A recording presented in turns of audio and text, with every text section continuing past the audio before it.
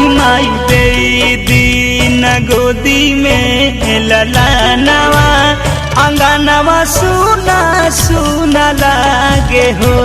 पूरा कदी बाझिन के मनु के सपनवा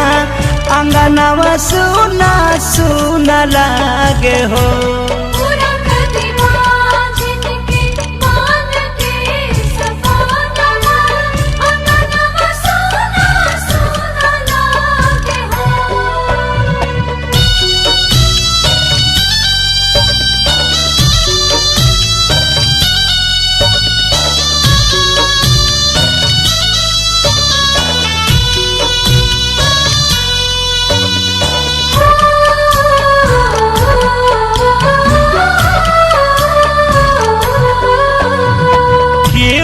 कहे वाला नइखे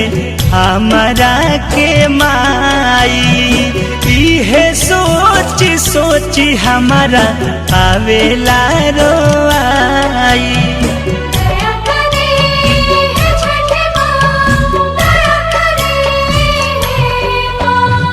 केहू कहे वाला नइखे हमरा के माई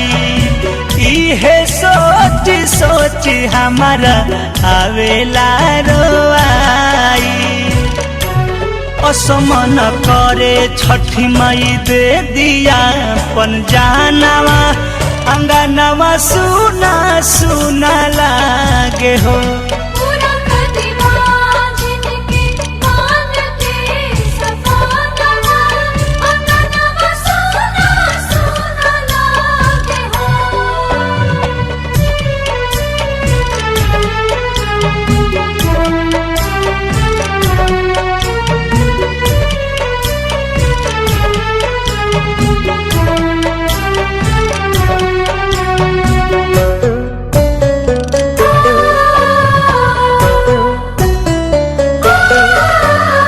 घरवा में ताना मारस सासुआ गोतिनिया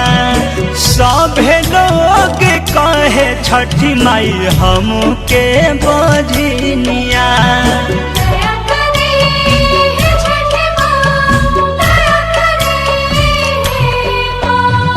घरवा में ताना मारस सासुआ गोतिनिया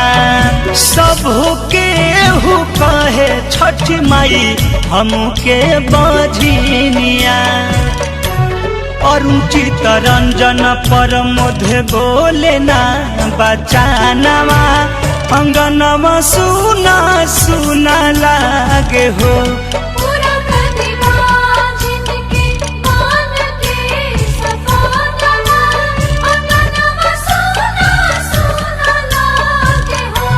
छठी माई दे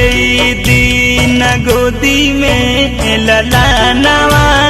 अंगनवा सुना सुना लागे हो पूरा कदी बाझिन के मनु के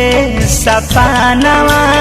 अंगनवा सुना सुना लागे हो।